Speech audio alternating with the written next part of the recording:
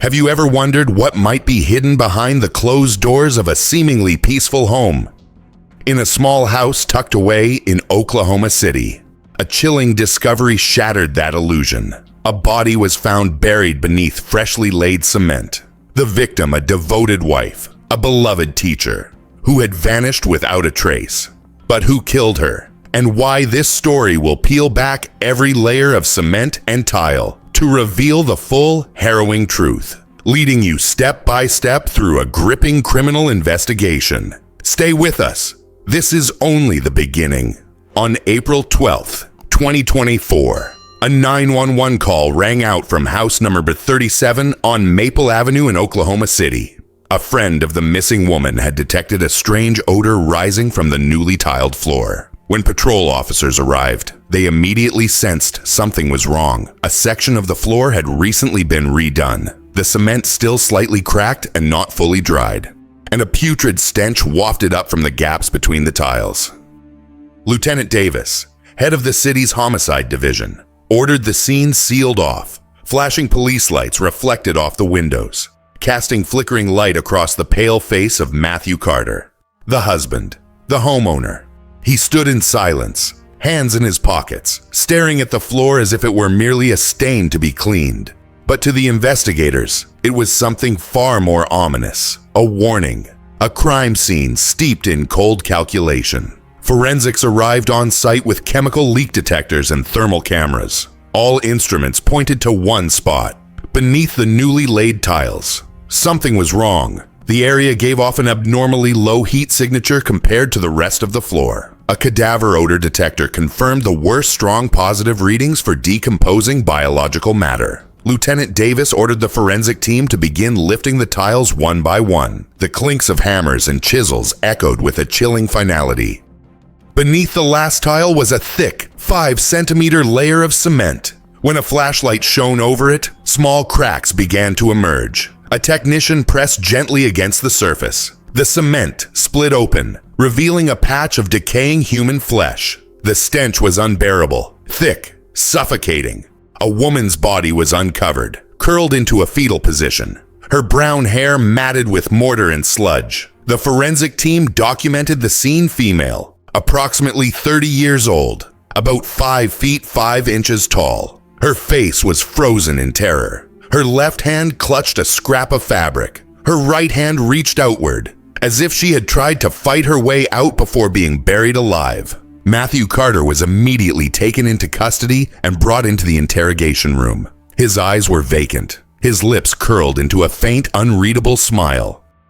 But to the officers, there was no doubt. They were dealing with a premeditated murder and a calculated attempt to conceal a body beneath the very home the couple had shared. That night, Oklahoma City was no longer the peaceful town it had seemed. Sirens echoed down quiet streets, yellow lights flickered on anxious faces, and rain misted through the darkness.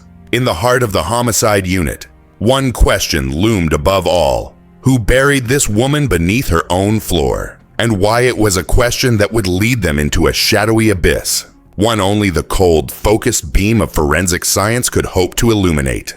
As the crime scene lights swept across every corner of the room, the atmosphere thickened with tension. The entire house was cordoned off with yellow tape, marking it as a sealed zone for evidence collection. The footsteps of forensic technicians echoed dully against the tiles, still damp with the scent of wet cement. Lieutenant Davis called for absolute silence. He knew one wrong step, one stray fingerprint, could compromise the scene. And in a case like this, where a body was buried in plain sight, hidden in the most intimate space, every trace, no matter how small, could be the key to unlocking the truth. Each tile was carefully removed. The forensics team used specialized chisels and hammers to examine the cement layer beneath. An infrared thermometer swept across the floor, revealing that the area where the body was buried had a noticeably lower temperature than its surroundings. The unmistakable stench of decomposition, a thick, putrid odor only a corpse could produce, quickly filled the room. A forensic officer, wearing a charcoal filter mask, frowned as he confirmed to his superior, "We're seeing signs of active decomposition. The victim has been dead for at least 3 days." A forensics technician stepped in with a blood and bodily fluid detection spectrometer. The UV light clicked on, casting a cold glow across the floor, revealing dried smears of blood, patchy and uneven.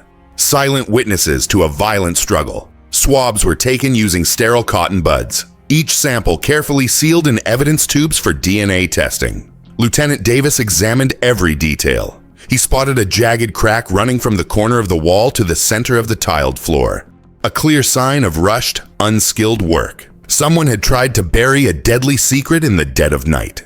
A technician marked the positions with a laser measurer, ensuring every centimeter of the scene was precisely documented. In one corner of the room, they found a rubber glove hastily shoved under a pile of broken tiles. Its inner palm was stained with dried cement, an important piece of evidence that revealed the burial had been methodical, premeditated. But there was one thing the killer couldn't conceal: the odor of death. The room's furniture remained untouched.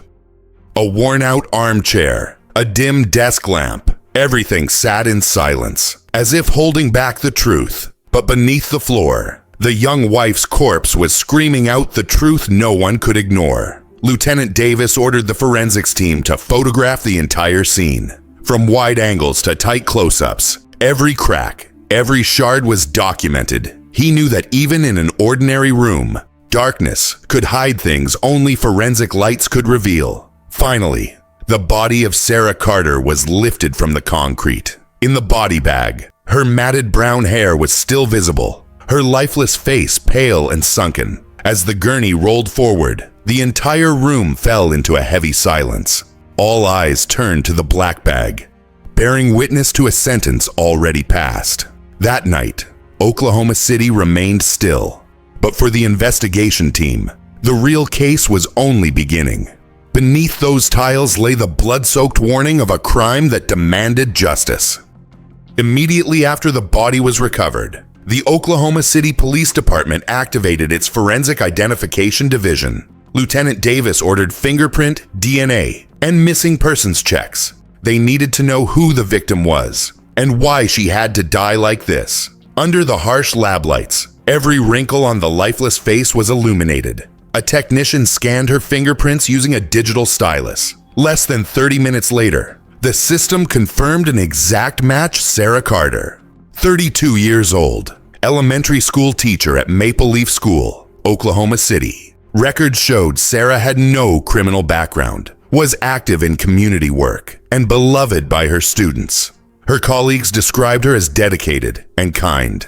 But one detail caught Lieutenant Davis's attention: she had recently visited the station to report a domestic dispute. Her statement was brief. No signs of physical abuse were documented, but her voice had trembled and her eyes were red. The police called her family. Her sister, Emily Carter, was the first to answer. Her voice cracked as she heard the news. Sarah wouldn't just disappear. She said, "She has a 5-year-old daughter. Sarah loved that girl more than anything. I don't believe she left without a word." Neighbors began to speak up. An elderly woman recalled, "That night, I heard shouting, then something breaking, like someone smashing furniture. Then, silence." Another neighbor noted Sarah had recently started wearing long sleeves, hiding bruises on her arms. No one dared ask questions. Lieutenant Davis took notes carefully. He knew these fragments would be crucial in piecing together the final image: a wife buried beneath her own home, a husband with a blank stare, a little girl still waiting for her mother to come home. DNA analysis continued. Samples from hair and fingernails were collected and sent to the lab. A forensic examiner pointed to scratches on Sarah's wrist. "She fought back," he said. "She struggled until the very end." The autopsy report confirmed it. Sarah died from mechanical asphyxiation. Bruises encircled her neck. Her hyoid bone was fractured. All signs of strangulation. She never had a chance to cry for help. When the report landed on Lieutenant Davis's desk, the case was no longer a mystery. Sarah Carter had been murdered. She hadn't walked out on her life. Someone had stolen it from her, and only one person had the time, the motive, and the opportunity: her husband, Matthew Carter. But the motive remained elusive. On that still Oklahoma night, a chilling question lingered. Why would a man turn the woman he once loved into a corpse, buried beneath their home. After confirming Sarah Carter's identity, the investigation shifted to questioning everyone connected to her. In the Oklahoma Police Department's interrogation room, the air was thick with cold coffee and unspoken tension. Matthew Carter, her husband, was brought in first. Arms crossed, expressionless, he stared at the blank white wall. Lieutenant Davis started with the basics. "You were the last person to see your wife alive, weren't you?" Matthew didn't blink. "She left," he replied flatly. "I don't know anything else." The detective pressed further. "Why does the newly tiled floor smell? Why did we find your wife's body under it?" Matthew sighed. "I don't know who did that. I didn't kill her." But every breath he took, every movement, hinted at evasion. Next, the neighbors were questioned. A man named Robert said, "On April 7th, I heard hammering, someone pounding on concrete. I looked out the window and saw the living room lights on." Another neighbor, Mrs. Linda, added, "Sarah hadn't been going out much. She told me she was scared of something but wouldn't say what." A colleague from Sarah's school was also brought in. Emily, a fellow teacher, recalled Sarah said Matthew was controlling. "She cried in the teacher's lounge. We told her to leave, but she said she'd handle it." Meanwhile, the police interviewed a local builder who had sold materials to Matthew. "He came to my shop at 8 p.m., the man recalled. "Bought 3 bags of cement and some tiles. Said he was fixing the house. I never thought he meant to bury his wife under it." The testimonies formed a web of suspicion. Each person offered a puzzle piece. A portrait began to emerge: a wife living in fear, a husband with a cold gaze, and a night of no return. Piecing it all together, Lieutenant Davis saw the truth. Sarah hadn't disappeared. She'd been smothered beneath a darkness that wore the face of love. But the police needed one last detail, a clinching clue to convict Matthew Carter in court. That night, in the interrogation room, no one raised their voice. But the yellow lamp's glow on Matthew's face couldn't hide the truth emerging from beneath the cement. And one question still echoed: what else is he hiding? On April 15, 2024, the Oklahoma City Police Special Investigations Unit deployed all available personnel to scour for remaining evidence. Lieutenant Davis ordered a full forensic sweep. Every square inch of the house had to be examined. In the garage, beneath a thin layer of dust, they found another rubber glove, its interior stained with dried cement. It was sent for fingerprint analysis. The result, a perfect match with Matthew Carter. Then came the final blow. A nearby convenience store's security camera captured damning footage. At 1:45 a.m.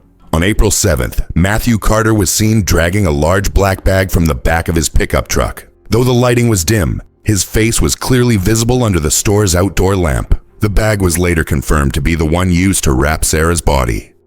That footage and the glove were the final pieces. The truth had clawed its way up through the cold concrete, piece by piece. The truth under concrete. But the discoveries didn't end there. Police recovered a receipt from Home Depot dated April 8th. Matthew had purchased 3 bags of high-strength cement, 20 floor tiles, and a can of gray paint. Materials that perfectly matched those found at the crime scene. The forensics lab continued analyzing biological samples taken from beneath Sarah's fingernails. The DNA test came back positive.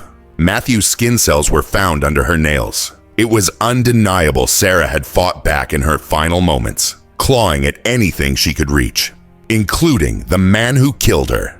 Another clue made Lieutenant Davis nod grimly. Sarah's phone had been found in the bedroom drawer. The last message she sent was at 11:00 p.m. on April 7th. "If anything happens to me, please take care of my daughter." She had sent it to her sister, but the message was never answered. It became her final plea, a desperate goodbye from a woman who sensed her death coming. When the investigation report was compiled, there was no longer any doubt Matthew Carter had murdered his wife and buried her beneath the floor. Physical evidence, DNA, security footage, and witness statements all pointed to one unshakable conclusion. In a closed meeting at the Oklahoma Police Department, Lieutenant Davis placed the thick case file on the table. His voice was firm. "We have enough to prosecute. It's time to bring him to justice." Outside, Oklahoma remained cloaked in quiet night.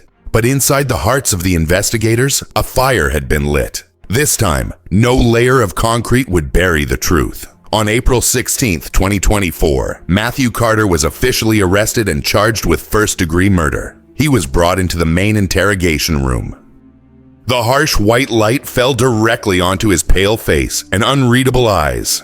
Lieutenant Davis sat across from him, placing the thick file on the table with a thud. "We have your fingerprints on the gloves. We have security footage. We have your DNA under your wife's nails. Everything points to you." Matthew remained silent, his hands clasped together, eyes fixed on the table. The investigators wasted no time. They played the surveillance video Matthew dragging a large black fabric bag, his movements mechanical, stiff, almost robotic. "Did you really think you could erase every trace?" the officer growled. "Did you even think about what your daughter would live with after this still?" Matthew said nothing, but his breathing had quickened. A bead of sweat rolled down his temple. Lieutenant Davis tapped his fingers on the table. "We know everything. That night, you strangled your wife. Then you bought 3 bags of cement and tile to hide the body. What more is there to deny finally?" Matthew raised his head. His voice was hoarse, but steady.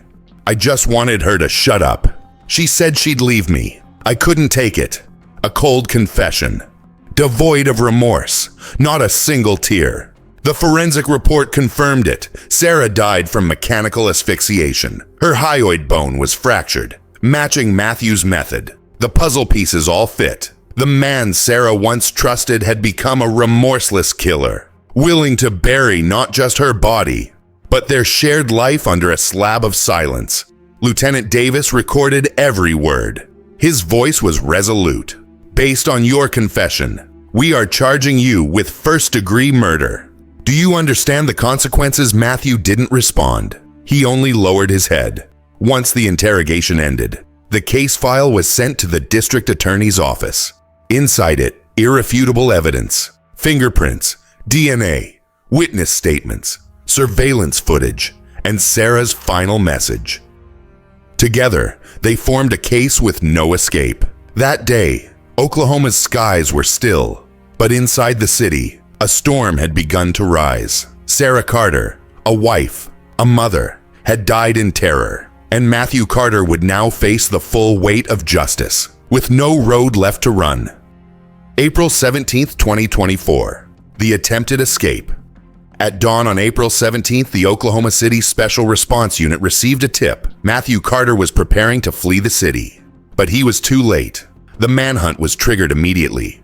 Patrol cars formed a blockade, sirens flashing red and blue through the narrow northern streets of the city.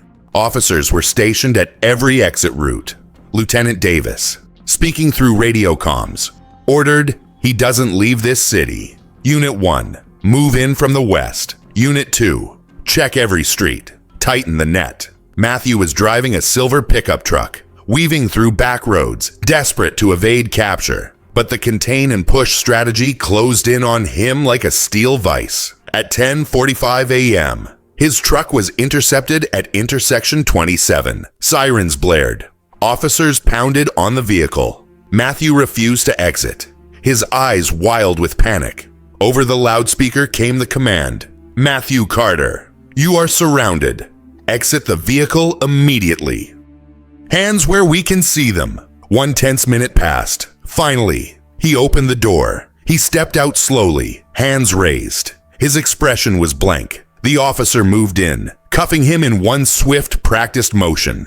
In that moment, he was no longer a husband, just a killer revealed. The final interrogation, back at headquarters. The final interrogation began. Lieutenant Davis sat across from Matthew once again. His voice was calm, but razor sharp. "Why did you kill her? Do you understand you took the life of a mother?" Matthew didn't blink. He exhaled slowly, voice dry and rasping. "She betrayed me, said she was going to leave. I couldn't let that happen. I just wanted to bury it all. Bury her, too." Silence gripped the room. The yellow desk lamp cast long shadows across the weary faces of the officers. No one said a word. They didn't have to. The confession was complete. Lieutenant Davis signed the statement, stamped it in red Matthew Carter. First-degree murder. No chance for parole. That night, Oklahoma City remained still, but in the heart of its police department, justice was sealed. A husband had murdered his wife and buried her beneath their home. And now, he would be buried behind bars, where no cement could hide the truth.